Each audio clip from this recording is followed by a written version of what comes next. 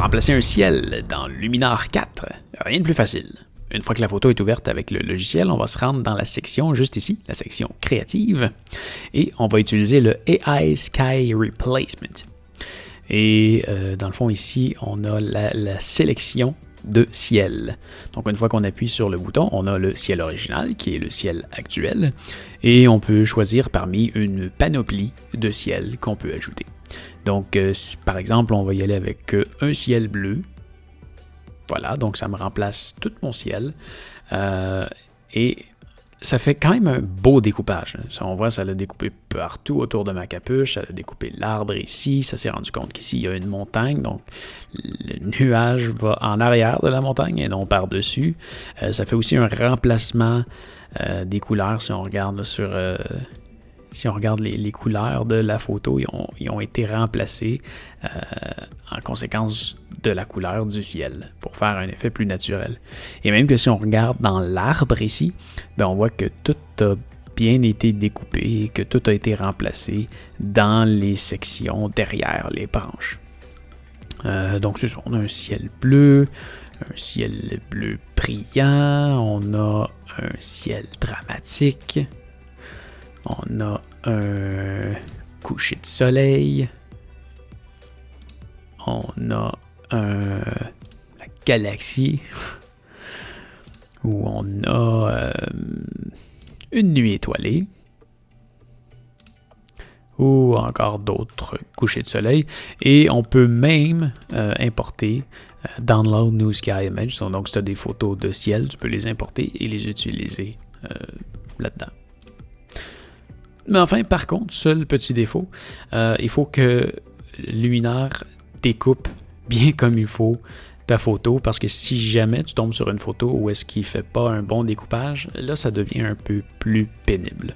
Donc, si par exemple, je sais pas, je retourne sur Galaxy, et que, bon, tu vois ici, mes nuages, je trouve que ils ne fitent pas bien dans cette photo-là. Il allait bien dans les autres presets, mais sur celle-là, il tape à l'œil. Donc, à ce moment-là, on pourrait aller dans l'édition de masque et sélectionner la brosse. Sauf que, disons que si on veut enlever le nuage ici, je pourrais venir faire une sélection ici, mais là, tu vois, c'est que là, je vais décider partout où est-ce qu'il va y avoir une application de l'effet. Donc, il faudrait recommencer au complet le découpage. Donc, on n'utilise pas du tout l'intelligence artificielle. Et si on veut effacer, eh bien là, ça l'efface l'effet de cette région-là. Donc là, si je veux enlever le ciel, il faudrait que j'ai utilisé un autre outil de Luminar pour effacer le nuage et ensuite réappliquer mon effet. Donc là, tu vois que ça va pas trop bien. Donc, si l'intelligence artificielle n'a pas bien ou n'a pas détecté ta photo comme tu l'aurais souhaité, ben, t'as comme pas vraiment de façon de vraiment aller corriger la situation, parce que si tu enlèves quoi que ce soit, donc si par exemple, je sais pas, il y avait un petit peu de ciel qui s'est réapparu dans la montagne ici et que là tu décides de l'enlever, ben là, tu vois, ça l'enlèverait pas vraiment le ciel dans la photo, ça enlèverait l'effet de noirceur qui a été appliqué sur la montagne. Mais heureusement, la plupart du temps, comme on peut le voir ici, tout s'applique super bien et tu n'as rien à retoucher.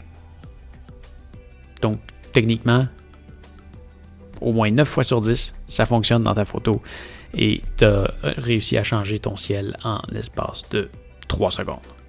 En passant, si tu considères acheter Luminar 4 ou n'importe quel logiciel de Skylum, visite mon lien affilié dans la description, j'ai une promotion pour toi. Ben alors voilà, ça fait le tour pour aujourd'hui, j'espère que ça va t'avoir aidé. Si oui, s'il te plaît, donne-moi un pouce en l'air. Si tu as des questions à propos de n'importe quel sujet, tu peux m'écrire dans les commentaires juste en dessous de la vidéo, ça va me faire plaisir de te répondre et je vais peut-être même faire une vidéo juste pour toi.